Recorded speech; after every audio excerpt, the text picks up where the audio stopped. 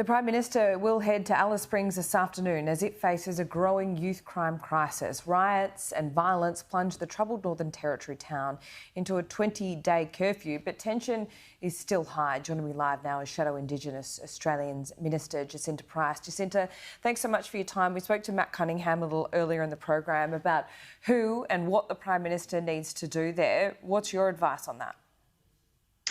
Well, obviously there's been calls from our mayor, from locals, from people on the ground for an understanding and an audit into the millions of dollars that have been spent here already and what's to actually show for that. 15 months ago, the Prime Minister was shamed into visiting Alice Springs, making an announcement of $250 million. But what did the now $300 million do in order to stop the riot that took place on our streets?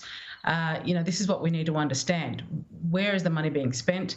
Organisations such as Tunganjira, which have been in receipt of $27 million in grants in this term, in this Albanese term of government so far, and yet the state of the town camps is terrible. Locals have concern about governance issues with the organisation.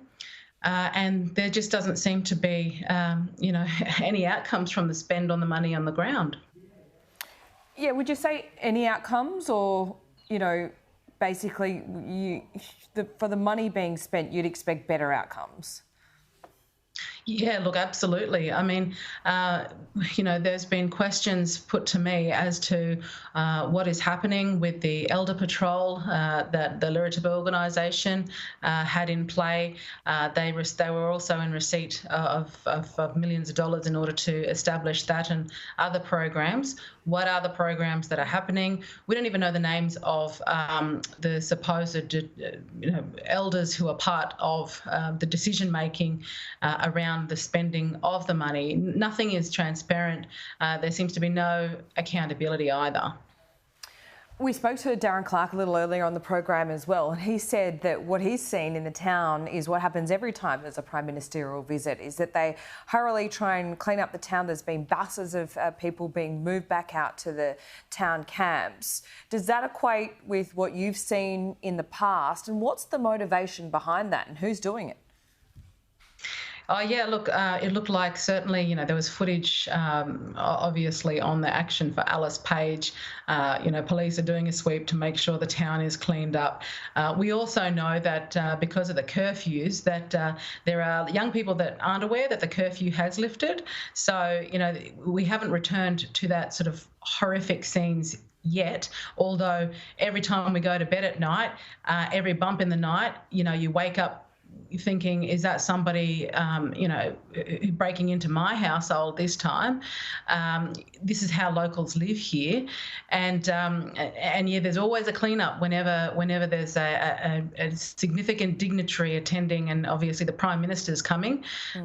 So town is made to look like it's peaceful and there's not much going on. Right. Okay. But I guess it doesn't really matter in a sense, because Anthony Albanese, if he hasn't seen the footage or the reporting that Matt Cunningham has brought, or people speaking like you over the last couple of months about the crime problem, I mean, it's not really going to have a huge effect, is it? Look, not at the moment. Locals know what is happening on the ground. I mean, I want to understand why the Prime Minister's even here. What can he do that he's supposed to have done a long time ago that he's not been doing? We know that there's a territory election coming up in August. We know that there's been 2 local candidates announced. I put my money on the fact that it's promoting those candidates more than it's actually addressing the issues that we continue to be faced with. One more thing that Matt Cunningham said on this program just a little earlier, he had one bit of advice, and he says the person that he should meet is Mark Lockyer. Now, it's my understanding that you spoke about this very man in your maiden speech. Absolutely. Mark has lived his life in a town camp in Alice Springs.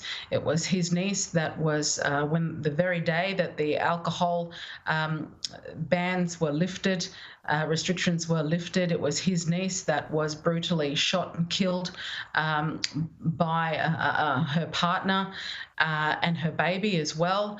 You know, there's rallies going on for DV at the moment. We've been screaming for years that the circumstances for the Indigenous women in remote communities and places like Alice Springs has been absolutely at crisis point. You know, we've been begging to be heard, and for Indigenous women, there's never this sort of level of rally that takes place around the country. But Mark Lockyer is certainly someone who knows that issue. It's close to his heart, and someone that definitely the Prime Minister needs to listen to. Jacinta, thank you. The Prime Minister will be there this afternoon.